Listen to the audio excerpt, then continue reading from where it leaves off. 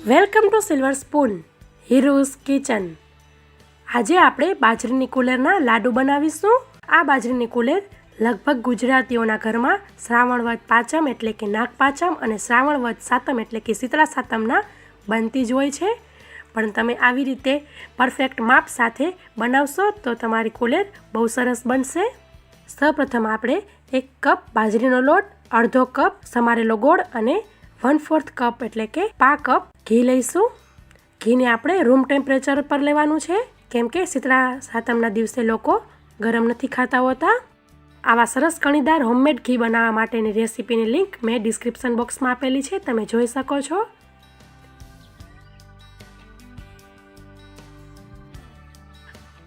પછી એક બાઉલમાં ઘી લેવું.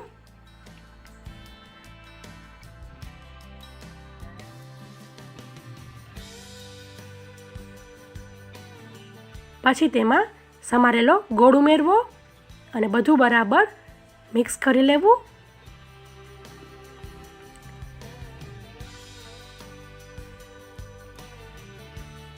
આવી રીતે મિક્સ કરવાથી ઘી સરસ પીગળી જાય છે અને ઘી ગોળ સરસ મિક્સ થઈ જાય છે, જેથી આપણે બાજરીનો લોટ જ્યારે ઉમેરીએ તો તરત જ તે મિક્સ થઈ જાય.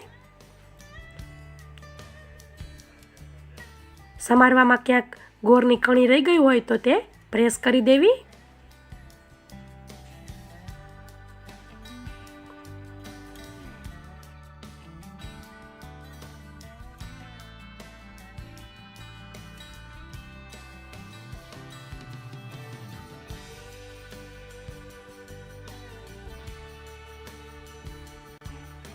સરસ મિક્સ થઈ ગયું છે. હવે તેમાં આપણે બાજરીનો લોટ ઉમેરીશું.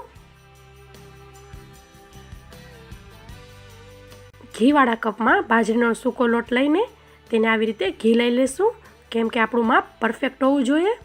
થોડુંક ઘી આપણે કપમાં જવા દેશું તો કુલેર થોડીક સૂકી બનશે.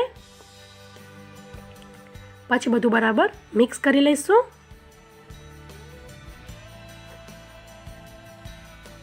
આ રીતે તમે પરફેક્ટ માપથી બાજરાની કુલેર બનાવશો તો તમારી કુલેર ક્યારેય ન મોળી કે ન ગળી અથવા ન ઘીવાળી કે ન સૂકી એવી સરસ માપની બનશે.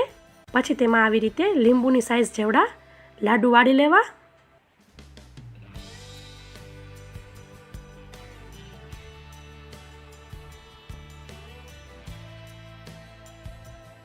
તમે જોઈ શકો છો સરસ લાડુ વળાઈ ગયો છે. આવી રીતે બધી કુલેરમાંથી લાડુ વાળી લેવા.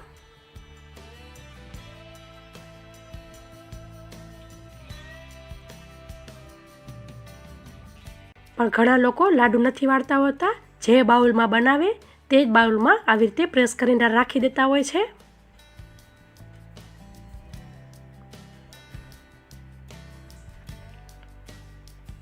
પણ ઘણા લોકો આવી રીતે તેમાંથી 5 મિની મોદક વાળતા હોય છે, જે શીતળા માતાને પૂજા વખતે ધરાવતા હોય છે. તો આવી રીતે 5 મિની મોદક વાળી લેવા.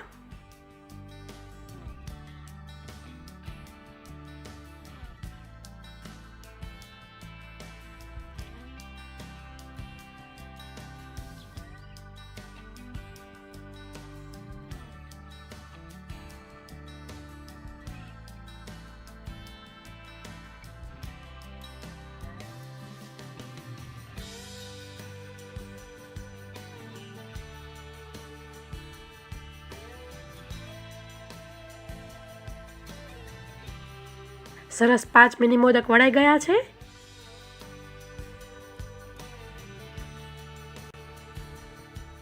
અને જે બાકી વધેલી કુલેર છે તેને બીજા બાઉલમાં સરસ પ્રેસ કરી લીધેલી છે. તમે કંઈ પણ બનાવી શકો છો, લાડુ, મિની મોદક કે પ્રેસ કરીને રાખી શકો છો.